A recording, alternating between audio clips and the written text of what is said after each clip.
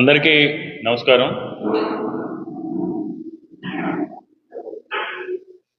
మనం ఆంధ్రప్రదేశ్ రాష్ట్రం ఏలూరు పార్లమెంట్ సభ్యుడు పుట్ట మహేష్ యాదవ్ హైదరాబాద్లో ఒక ఫామ్ హౌస్లో డిన్నర్ పార్టీ పేరుతో డ్రగ్ పార్టీ నిర్వహించడం, ఆ డ్రగ్ పార్టీపై ఈగల్ టీం రైడ్ చేసిన సమయంలో వీరందరూ కూడా రెడ్ హ్యాండెడ్గా కొకైన్తో దొరకటం మనందరూ కూడా మీడియాలో చూసాం. ఈరోజు ఆంధ్రప్రదేశ్ రాష్ట్రంలో కూటమి ప్రభుత్వం అధికారంలోకి వచ్చిన తర్వాత ముఖ్యంగా తెలుగుదేశం పార్టీ అంటే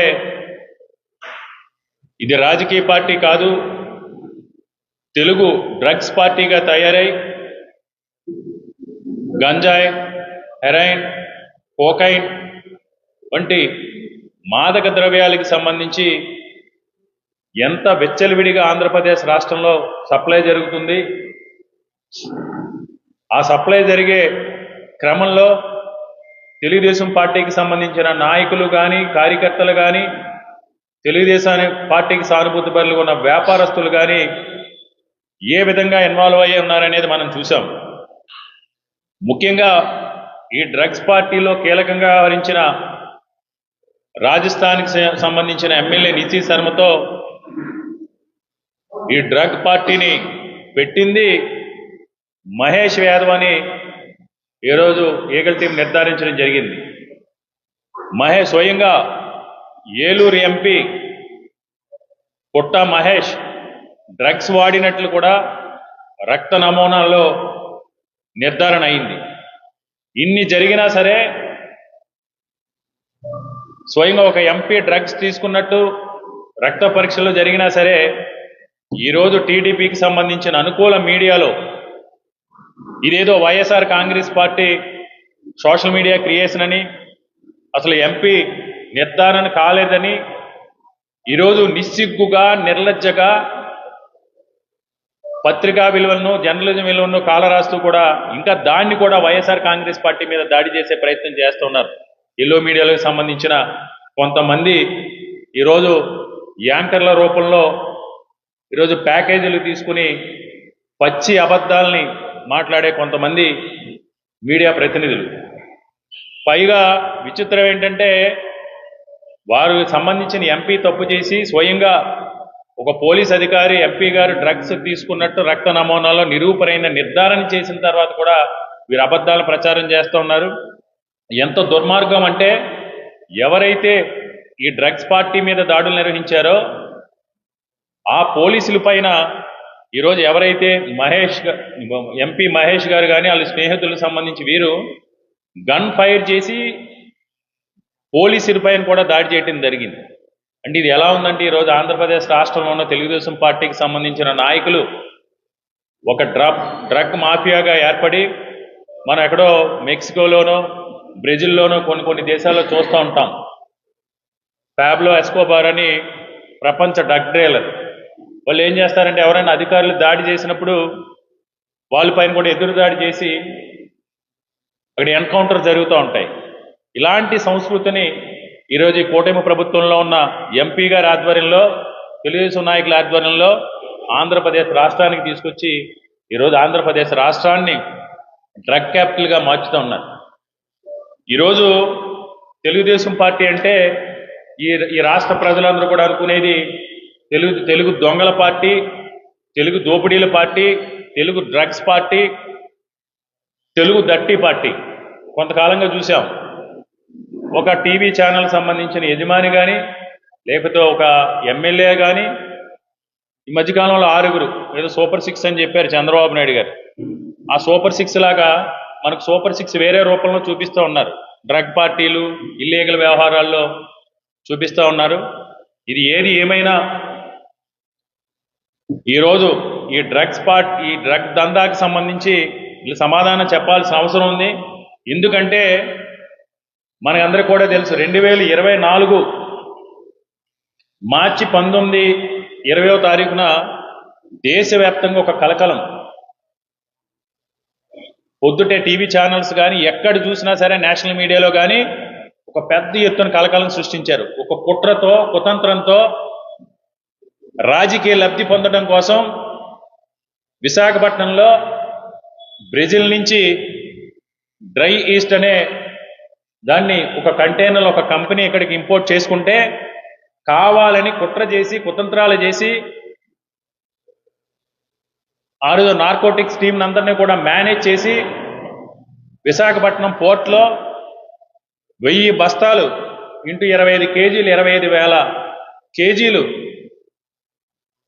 కొకైన్ దొరికిందని, ఆ కొకైన్ వెనుక ఆంధ్రప్రదేశ్ రాష్ట్రంలో ఉన్న వైఎస్ఆర్ కాంగ్రెస్ పార్టీకి సంబంధం ఉందని దుష్ప్రచారం చేసి ఎన్నికల్లో లబ్ధి పొందడం కోసం ఏ విధంగా ఎల్లో మీడియాలో ఆ రోజు ప్రచారం చేశారో మనం చూసాం. కేవలం ఆ రోజు వైఎస్ఆర్ కాంగ్రెస్ పార్టీని ప్రజాస్వామ్యుతంగా తట్టుకోలేక వైఎస్ఆర్ కాంగ్రెస్ పార్టీని వైఎస్ఆర్ కాంగ్రెస్ పార్టీతో నిజాయితీలతో పోరాడి రాజకీయాలు చేయలేక ఏదో రకంగా ఎన్నికల్లో గెలవాలనడంతో ఆందోళన గురి చేసే విధంగా ఏ విధంగా దుష్ప్రచారం చేశారో మనందరం కూడా చూసాం. ఆ రోజు అదే కూటమి ప్రభుత్వం తర్వాత కూటమి ప్రభుత్వం దురదృష్టవశాత్తు అధికారంలోకి రావటం, ఈ కూటమి ప్రభుత్వం ఆధ్వర్యంలోనే 2024 జూలైలో ఇది ఎలాంటి డ్రగ్స్ కూడా లేదు, పూర్తిగా ఇది ఆరోపణ మాత్రమే, ఇది ఒక డ్రై ఈస్ట్ అని కూటమి ప్రభుత్వం ఆ రోజు నివేదిక ఇవ్వడం జరిగింది. కానీ ఆ రోజు ఏ విధంగా ప్రచారం చేసి వైఎస్ఆర్ కాంగ్రెస్ పార్టీపై బురద జల్లారో మనం చూసాం. ఈరోజు ముఖ్యంగా టీడీపీ ఎంపీకి సంబంధించి ఏదైతే డ్రగ్ కేసులో పట్టుబడ్డాడో అతన్ని నిన్న స్టేషన్ బెయిల్పై విడుదల చేయడం జరిగింది. అంటే ఆంధ్రప్రదేశ్ రాష్ట్రంలో పరిస్థితులు ఏ విధంగా ఉన్నాయంటే కోడు కోస్తే జైలు, డ్రగ్ తీసుకుంటే బెయిలు. ఇది ఈ ప్రభుత్వ తీరు. మేము ఒకటే ప్రశ్నిస్తూ ఉన్నాం, ఈ రాష్ట్ర డీజీపీ గారు కానీ రాష్ట్ర పోలీసులు కానీ మీరు ఒక బర్త్డేకి కేక్ కోస్తేనో కోడిని కోస్తేనో రోడ్ల మీద నడిపించి ముసుగులేసి తీవ్రవాదుల్లా రోడ్డు మీద నడిపించి స్టేషన్కి తీసుకెళ్లే మీరు ఈరోజు ఆంధ్రప్రదేశ్ రాష్ట్రంలో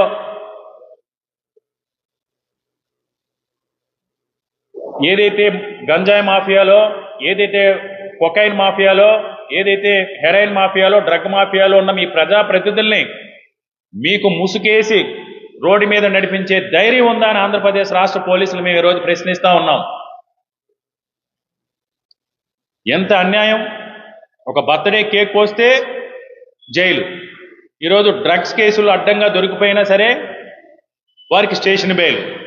మన విశాఖపట్నంలో కూడా చూసాం, ఒక కక్ష సాధింపు చర్యగా ఒక స్టూడెంట్ లీడర్ని పొద్దుట 7:30కి ఈగల్ టీం పేరుతో ఇంటి దగ్గర నుంచి ఎత్తుకుపోయి సాయంత్రం 4 గంటల దాకా ఊరంతా కూడా తిప్పి ఎక్కడి నుంచో ఎల్సీడీ తీసుకొచ్చి వాళ్ళ జేబుల్లో పెట్టి వారి పైన కేసు బుక్ చేయడం జరిగింది. ఈరోజు సుమారు 120 రోజులు కావస్తుంది, ఇప్పటి వరకు కూడా బెయిల్ లేదు. ఆధారాలు కూడా ఇవ్వడం జరిగింది. స్వయంగా డీజీపీ గారు కానీ విశాఖపట్నం నగర సిపి గారికి కానీ ఆ రోజు YSR Congress party student leader మీద ఏదైతే మీరు తప్పుడు కేసు పెట్టారో, అక్రమ కేసు పెట్టారో, అన్యాయంగా అక్రమంగా లేని డ్రగ్స్ని తీసుకొచ్చి అతని జేబుల్లో కూరి అతన్ని ఎత్తుకుని వెళ్ళి మీరు కేసు పెట్టినప్పుడు కూడా ఆధారాలు చూపించాం. మీరు ఎన్ని గంటలకి అతను పికప్ చేశారు, మీరు ఎన్ని గంటలకి రిమాండ్ రిపోర్ట్ చేశారు, ఎన్ని గంటలకి ఎఫ్ఐఆర్లో నమోదు చేశారు, ఆధారాలు ఇచ్చినా సరే ఈరోజు ఈ పోలీస్ వ్యవస్థలో ఎక్కడా కూడా చలనం అనేది కనిపించట్లేదు. ఈరోజు ఆంధ్రప్రదేశ్ రాష్ట్రంలో చంద్రబాబు నాయుడు గారు చెప్తా ఉంటారు ఆంధ్రప్రదేశ్ రాష్ట్రం గురించి, ఏఏ హబ్ అని, లేకపోతే క్వాంటమ్ హబ్ అని, ఎలక్ట్రానిక్స్ హబ్ అని వారు చెప్పేది వాళ్ళు చేయిపోయి చెప్తా ఉన్నారు. కానీ ఈరోజు పరిస్థితులు ఎలా ఉన్నాయంటే ఆంధ్రప్రదేశ్ రాష్ట్రం ఒక డ్రగ్ మాఫియా హబ్, ఒక ల్యాండ్ గ్రాబింగ్ హబ్, ఒక లిక్కర్ మాఫియా హబ్, ఒక పాల మాఫియా హబ్, ఒక గంజాయి మాఫియా హబ్, ఇసుక మాఫియా హబ్, మట్టి మాఫియా హబ్. ఇది ఆంధ్రప్రదేశ్ రాష్ట్ర పరిస్థితులు ఏ విధంగా ఉన్నాయంటే ఆయన చెప్పినట్టు దానికి రివర్స్లో ఈ రాష్ట్రాన్ని ఒక 30-40 సంవత్సరాలు వెనక్కి తీసుకుపోయే విధంగా ఆంధ్రప్రదేశ్ రాష్ట్రాన్ని ఈరోజు డ్రగ్ క్యాపిటల్గా మార్చి ఈరోజు ఈ విధంగా వీళ్ళు రాజకీయాలు చేస్తూ ఉన్నారు.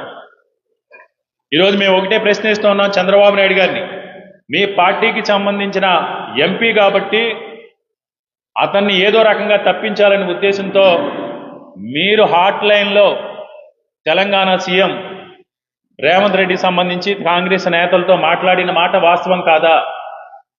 మీరు ఏదైతే అంతకు ముందు ఎన్నికల్లో కాంగ్రెస్తో సంబంధాలు కొనసాగించారో, ఒకవైపు ఇక్కడ కూటమిలో ఉండి ఈ కేసు గురించి ఆంధ్రప్రదేశ్ రాష్ట్రంలో జరుగుతున్న డ్రగ్ మాఫియాకు సంబంధించిన కేసుల గురించి ఆంధ్రప్రదేశ్ రాష్ట్రానికిలోని తెలంగాణలో ఉన్న మీ సానుభూతి పరులు మీ దబేదారులకు సంబంధించిన సంబంధాల గురించి కాంగ్రెస్ పెద్దలతో ఆట్లైన్లో మాట్లాడిన మాట వాస్తవం కదా?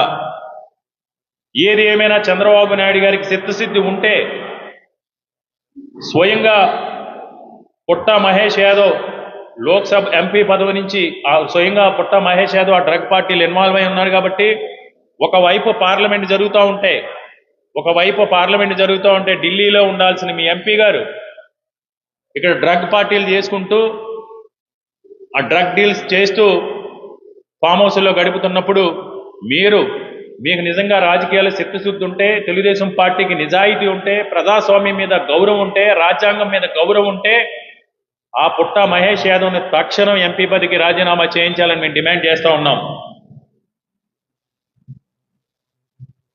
మైదుకూరు ఎమ్మెల్యే మనందరికీ కూడా తెలుసు, పుట్టా సుధాకర్ యాదవ్ టీడీపీకి ప్రధాన ఆదాయ వనరు, మాజీ టీటీడీ చైర్మన్. ఆ టీటీడీ చైర్మన్ గారి యొక్క పుత్రరత్నమే ఈ పుట్టా మహేష్ యాదవ్. మరి మీరు ఈరోజు మా పార్టీకి సంబంధించిన కొంతమంది గతంలో టీటీడీ చైర్మన్గా చేసిన వ్యక్తుల మీద లేనిపోని అభండాలు మోపి ప్రచారం చేశారు కదా. మరి మీరు గతంలో ఇలాంటి వ్యక్తులనా, డ్రగ్ దందాదారులనా, డ్రగ్ మాఫియాదారులనా, అయితే డ్రగ్ సేవకులనా మీరు టీటీడీ చైర్మన్ చేసింది మీరు గతంలో చంద్రబాబు నాయుడు గారు?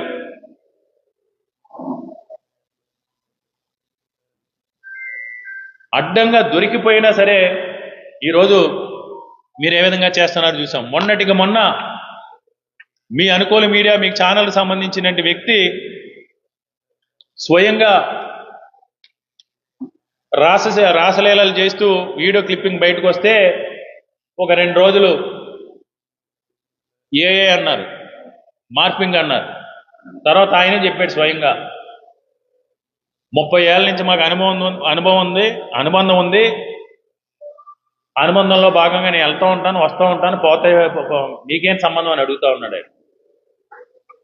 ఒక టీటీడీ చైర్మన్గా ఉండి అసాంఘిక కార్యక్రమాలకు సంబంధించి ప్రశ్న అడిగితే నా ఇష్టం ఉన్నట్టు మాట్లాడుతూ ఉన్నాడు. ఎందుకంటే ఈ డ్రగ్ మాఫియాని మనం చాలా తీవ్రంగా పరిగణించాల్సిన అవసరం ఉంది. మహేష్ యాదవ్కి సంబంధించి తమకున్న పలుకుబడిని ఉపయోగించి తెలంగాణ రాష్ట్ర ప్రభుత్వంలో కానీ కేంద్రంలో కానీ ఏదో రకంగా ఈ కేసు నుంచి తప్పించే ప్రయత్నం చేస్తూ ఉన్నారు. మా యొక్క డిమాండ్ ఒకటే, మీ కూటమి ప్రభుత్వం అధికారంలోకి వచ్చిన తర్వాత విశాఖపట్నంలో కానీ, విజయవాడలో కానీ, నెల్లూరులో కానీ, గుంటూరులో కానీ ఈ గంజాయికి సంబంధించి, హెరాయిన్కి సంబంధించి, ఎల్సీడీకి సంబంధించి మీ పార్టీకి సంబంధించిన తెలుగుదేశం కూటమి పార్టీకి సంబంధించిన ఎంతమంది నాయకులు, ఎంతమంది వ్యాపారస్తులు ఇందులో ఇన్వాల్వ్ అయి ఉన్నారనే ప్రజలందరూ కూడా తెలియాల్సిన అవసరం ఉంది. మీరు ఎక్కడైనా ఈ గంజాయికి సంబంధించి, ఈ డ్రగ్స్ మాఫియాకి సంబంధించి మా YSR Congress party social media కనుక ప్రశ్నిస్తే మీరు ఒక పిరికి పంద చర్యగా వైఎస్ఆర్ కాంగ్రెస్ పార్టీకి సంబంధించిన సోషల్ మీడియా యాక్టివిస్టులు ఎవరైతే ఉన్నారో, సోషల్ మీడియా ఎవరైతే ఉన్నారో వారిపైన బలవంతంగా మీరు ఆ గంజా ప్యాకెట్లో లేకపోతే ఆ డ్రగ్ ప్యాకెట్లో తీసుకొచ్చి వారి జేబుల్లో పెట్టి ఏ రకంగా తప్పుడు కేసులు బనాయిస్తున్నారు అనేది మీ అందరికీ కూడా తెలిసిన విషయమే. మీరు ఒక సామాన్యుడు డ్రంక్ అండ్ డ్రైవ్లోనో లేకపోతే ఇందులోనో దొరికితే ఈరోజు మీరు బహిరంగ రోడ్ల మీద నడిపించే మీరు ఇంత బహిరంగంగా డ్రగ్లో దొరికిపోయి పిస్తోలు తీసుకుని పోలీసులపై దాడి చేసిన ఒక ఎంపీని తక్షణం సస్పెండ్ చేసి రాజీనామా చేయాల్సింది పోగా ఈరోజు ఇంకా మీ టీవీ ఛానల్స్లో సమర్థిస్తూ ఉన్నారు. ఈరోజు ముఖ్యంగా ఆంధ్రప్రదేశ్ రాష్ట్రంలో ఎప్పుడూ లేని పరిస్థితులు మనం చూసాం. స్కూళ్ళు, కాలేజీలు, హాస్టళ్ళు, హోటల్స్ ఎక్కడ పడితే అక్కడ గంజాయి డ్రగ్స్ మనకి వెచ్చలివిడిగా విరివిగా దొరుకుతూ ఉన్నాయి. ఈ గంజాయి రాకెట్లు, ఈ గ్యాంగ్లు, ఈ గంజాయి కానీ లేకపోతే డ్రగ్స్ వ్యాపారాలు చేసేవారు గ్యాంగ్ వార్స్ కూడా రోడ్ల మీద కూడా మనం చూసాం. మొన్న నెల రోజుల క్రితం విశాఖపట్నంలో కానీ, నెల్లూరులో కానీ, గుంటూరులో కానీ స్వయంగా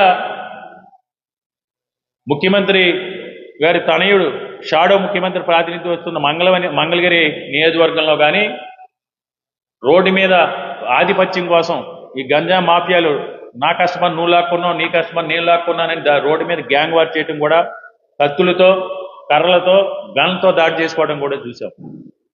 అంటే ఈ కూటమి ప్రభుత్వం ఆధ్వర్యంలో సంపద సృష్టిస్తానని మీరు ఈరోజు అర్థమవుతా ఉంది ఏంటంటే సంపద సృష్టించడం చేతకాక సూపర్ 6, సూపర్ 7 అమలు చేసే సమర్థత లేక ఆదాయ వనరులుగా లిక్కర్ని, గంజాయిని, హెరాయిన్ని, కొకైన్ని మలుచుకోవడం అనేది ఎంతవరకు సమంజసం అని చంద్రబాబు నాయుడు గారిని మేము ప్రశ్నిస్తా ఉన్నాం. ఏది ఏమైనా గంజాయి రహిత రాష్ట్రంగా, డ్రగ్స్ రహిత రాష్ట్రంగా ఆంధ్రప్రదేశ్ రాష్ట్రం ఉండాలని గతంలో వైఎస్ఆర్ కాంగ్రెస్ పార్టీ ప్రభుత్వ ఆధ్వర్యంలో జగన్మోహన్ రెడ్డి గారి గంజాయి మాఫియాని, డ్రగ్ మాఫియాని ఏ విధంగా అణచివేశారో మనందరికీ కూడా తెలిసిన విషయమే. తప్పకుండా ఈ రాష్ట్రంలో ఉన్న యువత కానీ, విద్యార్థులు కానీ ఈ డ్రగ్ మాఫియా పొరల్లో చిక్కుకోకుండా వారి పక్షాన ఈ డ్రగ్ మాఫియాకి వ్యతిరేకంగా వైఎస్ఆర్ కాంగ్రెస్ పార్టీ ఈ డ్రగ్ మాఫియాని, ఈ తెలుగు డ్రగ్ పార్టీ అరాచకాలని అరికట్టే వరకు కూడా వైఎస్ఆర్ కాంగ్రెస్ పార్టీ తరఫున మేము పోరాటం చేస్తాం. మా యొక్క డిమాండ్ ఒకటే, ఏదైతే ఈ డ్రగ్ మాఫియాలో, ఈ గంజా మాఫియాలో ఇన్వాల్వ్ అయి ఉన్న తెలుగుదేశం నాయకులు ఎవరైతే ఉన్నారో వాళ్ళందరినీ కూడా తక్షణం సమగ్రమైన ఎంక్వైరీ చేసి అరెస్టు చేయాలి. అదేవిధంగా టీడీపీ ఎంపీ తక్షణం రాజీనామా చేయాలి. టీడీపీ ఎంపీని తెలుగుదేశం పార్టీ నుంచి తక్షణం సస్పెండ్ చేయాలని మేము డిమాండ్ చేస్తా ఉన్నాం.